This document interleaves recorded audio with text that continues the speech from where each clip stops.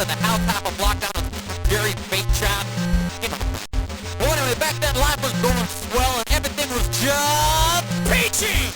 Except, of course, the undeniable fact that every single morning, my mother would make me a big old bowl of sauerkraut for breakfast. Big bowl of sauerkraut! Every single morning! It was driving me crazy! I said to my mom, I said, "Hey, Mom, what's up with all the sauerkraut?" Your mother just looked at me like a cow looks at an oncoming train. And she leaned right to the next to me. And she said, "It's good for you!" And then she tied me to the wall and stuck a funnel in my mouth and force-fed me nothing but sauerkraut until I was 26 and a half years old.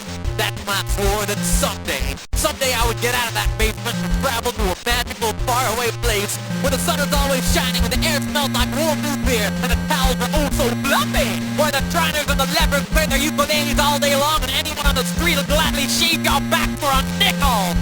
Waka waka doo-doo, yeah! Well, let me tell you people, it wasn't long at all before my dream came true, because the very next day a local radio station had a contest to correctly guess the number of molecules from Leonard Nimoy's butt.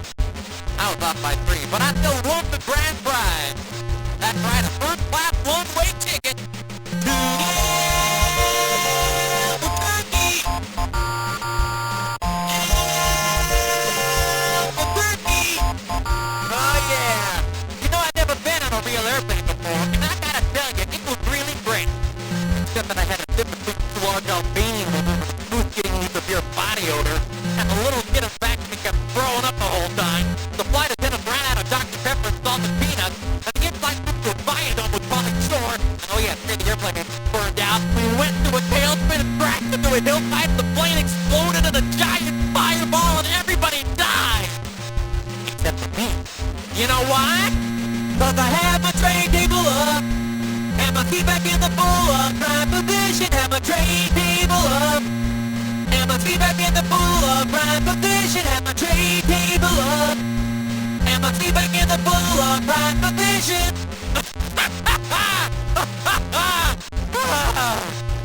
So I crawled from the twisted, burning wreckage.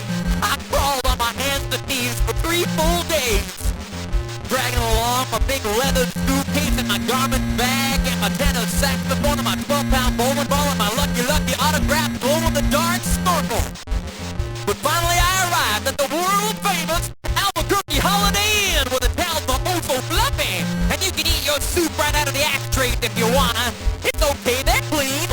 Well, I checked into my room and I turned down the AC and I turned on the Spectrovision and I'm just about to eat that little chocolate meat on my pillow that I love so very, very much when suddenly there's a knock on the door. Well, now who could that be?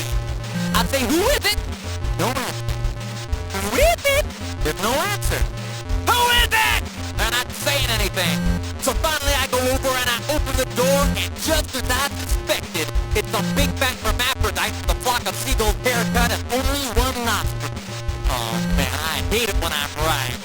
So anyway, he burst into my room and he grabbed my lucky snorkel and I'm like, "Hey, you can't have that! That snorkel's been just like a snorkel to me!"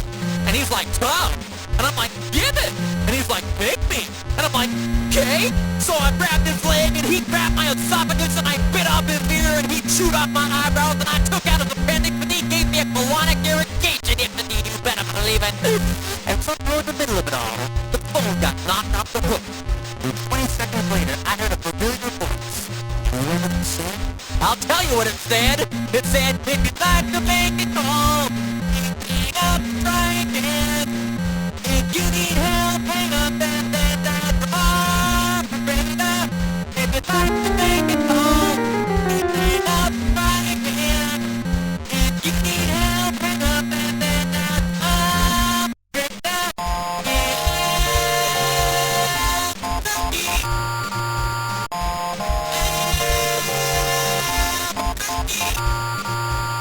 Well, to cut a long story short, he got away with my snorkel. But I made a solemn vow right then and there that I would not rest. I would not sleep for an instant until the one-nostril man was brought to justice. But first I decided to buy some donuts. So I got in my car and I drove over to the donut shop and I walked on up to the guy behind the counter and he said, "Yeah, what do you want?" I said, "You got any glazed donuts?" He said, "No, we're out of glazed donuts." I said, "Well, you got any jelly donuts?